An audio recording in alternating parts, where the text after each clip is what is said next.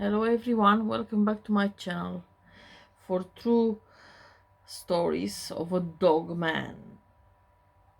This time I will narrate it for you two true Dogman signings while camping. This story has placed a few years ago in Arkansas from the border of Tennessee with Memphis. My family and I were camping in the resort. Didn't was my RV, was my parents' RV.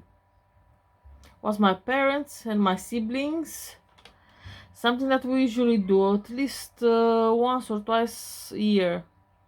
Was a weekend getaway, nothing out of the normal like usual. Typical hikes, fishing, and nice campfire tales, and of course good barbecue that counts too. First night was magical as always. Not a cloud in the sky, humid but still slight breeze, very enjoyable.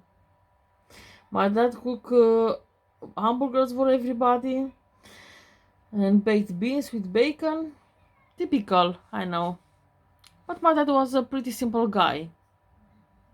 As far as I could remember the story, everything was nice until I need to use the restroom at night. Now we have an RV that has a restroom, but with my luck I had to go, and my younger brother was in there for a long, long time. And I wasn't trying to wake up my parents to argue with them. Luckily, this RV has toilets what was on the property, not too very far away from our spot. So I said, screw it. I got my shoes and socks on, put on the jacket, grab my flashlight, and go outside. It was pretty chill that night. I don't remember what time it was exactly that I went outside, but it was colder than I thought it would be, especially during the summertime. I don't want to get too much details, TMI, but I can hold my pee, but I couldn't go number two there with my brother, and yeah, I couldn't wait any longer. So once I was outside, turn on my flashlight and I start walking in a direction where the dirt path was. With the flashlight in my left hand, my right hand was tucked deep into my sweat jacket because it was cold. I slowly walked to the uh, where was the bathrooms. A couple of minutes passed and I was inside of the restrooms. Thank God, I told myself. I don't know how much I could pinch this off. Eventually, I start speed walking. I reach the restrooms, go inside to lock the door, and sit down to relieve myself. Oh gosh. Oh. If that was horrifying enough, the noises came soon after.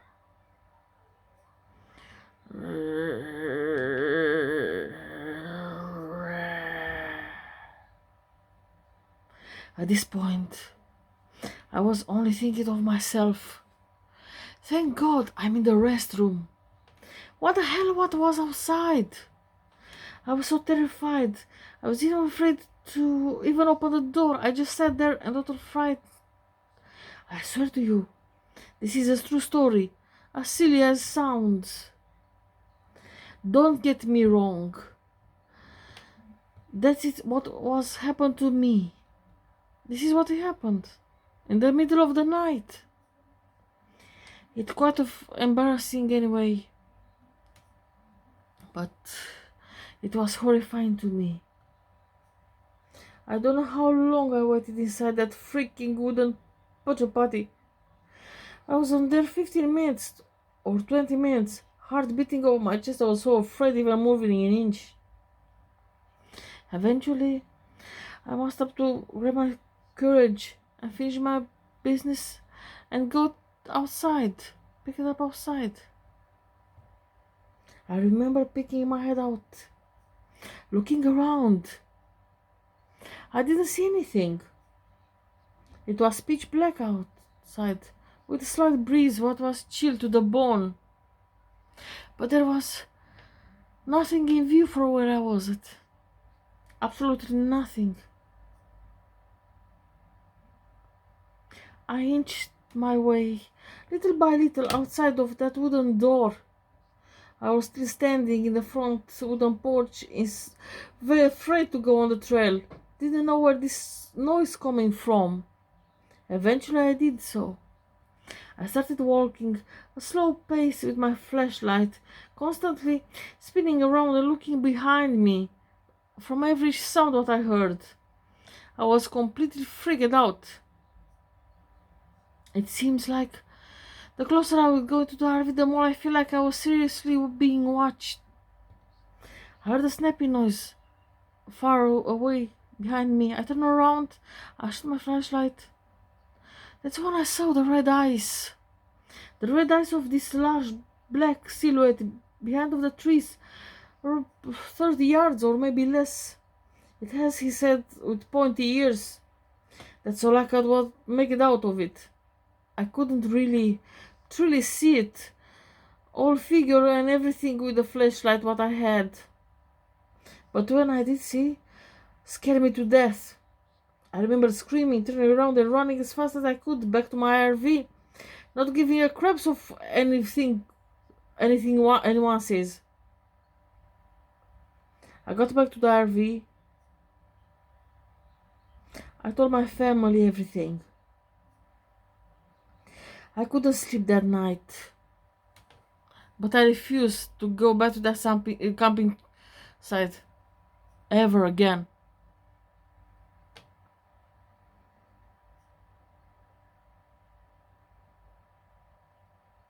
Second story. I'm from Alabama. I've been here for all my life. Even if I send you this story via email, I no longer return myself. I was camping with my family when I was 14 years old, if I remember good. I'm only 21 now. I'm in the college now. Those 6 or so years ago. I remember it like it was last week. We were camping over a Clear Creek campground, what in Jasper. It's a beautiful, family-friendly, pet-friendly location. But like how it's there, it's awesome. People go fishing, tubes, everything, hiking trails. Very beautiful location for RV camping. Before this occurrence took place, this was my favorite place to go camping with my family. I remember it was a typical afternoon when we arrived in our spot, and everyone started to unloading the stuff from the RV onto the picnic table and outside on the dirt. My dad has reserved this spot. It was really close to the lake, was beautiful. The weather was nice, partly cloudy, had a slight breeze.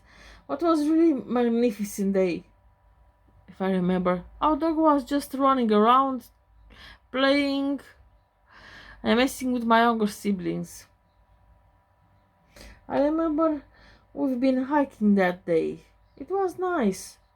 There was quite a few other people also hiking the same trail. What I can remember, the camping location was pretty packed. I didn't see too many open spots. After we finished that hiking, we got back and we had an early dinner.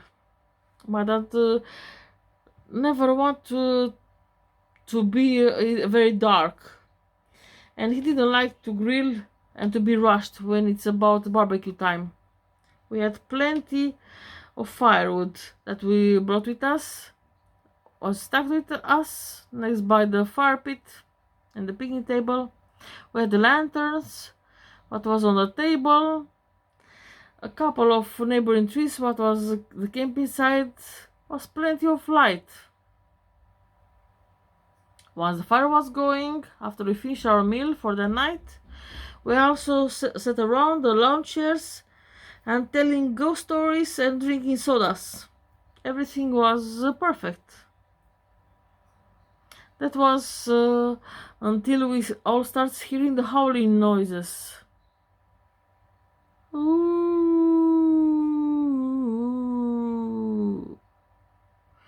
Ooh. Ooh. Oh, that was very scareful. Very scary. Now I'm native to Alabama and I know the wolves and the coyote when I hear one. And here are not lots of wolves, are pretty rare. If plenty of scavenging coyotes, I know that much. But this didn't sound like coyotes nor wolves. I even asked my father and mother, and they gripping the chairs and listening and looking around. I was freaking out for a while. How they were looking and acting to me. It wasn't like my dad to get spooked like that. It was in the army. Nothing spooked him. I remember my dad just swigging off his beer and stepping out from his lawn chair. I remember telling us, "You kids just go inside. It's time for bed." I remember trying to fight off. There was no point. Me and my brothers and my younger sister, we all fall inside and shut the door behind us. I don't remember how long my parents was talking outside. We were watching our parents from outside the window try to be sneaky, but they were arguing. Eventually we got bored and we do our stuffs like all kids does. My parents goes inside and talk with us about nature, about the risks and about animals being in the natural habitat, and we need to respect the nature, blah blah blah, those stuffs. Typical speech. What you usually get from your parents. Fast forward that night, everyone's asleep. I woke up, completely dry mouth. I mean cotton mouth. I was dying for some water. I don't know about everyone who's listening, but that happens all the time. I'm assuming I was snoring. Yeah, definitely I sleep with my mouth open. So I'm assuming that was the reason I'm always thirsty in the early morning. So then I woke up, completely dry mouth. I get out of my bed, not trying to wake up anyone, because are very tight quarters RVs. I walked up to the kitchen, grab a cup, take some water from the sink, standing there, and I staring out of the window that was in the front of the sink. And that's when I saw it. I saw this large blackish figure with glowing red eyes that will look red to me. I was half asleep anyway. I thought I see something, but I rolled my eyes. Oh, that sucker was there. It was pretty far off, but it was right there at the edge of our camping spot. Probably good 20 or 35 feet or so or less. I don't know for sure. It was just standing there on its back legs, breathing heavily, with his black fur. But it was standing on his back legs, completely still. Outside of his chest, there was breathing in and out heavily. It didn't move a muscle, just completely like I was shot or so. But I could tell it was a kind of dog, a big one. It freaked me the hell out. Like I got very quick away from the window. I basically drank my water and sat down there on the kitchen floor for a while, trying to catch my breath, still not trying to wake anybody else up. I eventually stood back and peeked over to that window again. And it was gone. Whatever that the hell what I saw completely vanished like in a minute. or even less. I don't know what I saw. But I talked to my father about that the next morning. He told me not to worry about it. I done some research and I'm pretty very sure I saw a dogman outside of my window.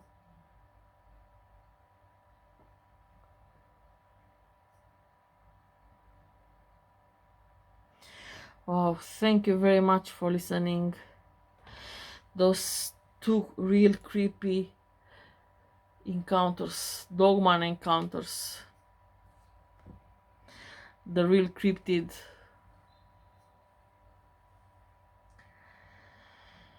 Very chilling and very terrifying. If you like it, please give a like. And if you want to hear more spooky, creepy dogman or other cryptids, real encounters, please subscribe to my channel and hit the bell button for to stay all the time notified. And if you have any encounters with the dogman or other cryptids, please send me an email and I will narrate it here on my channel. If you have any questions, the same, please email me. I will let my email address in the description of this video. Thank you very much for watching. Until the next time, stay safe.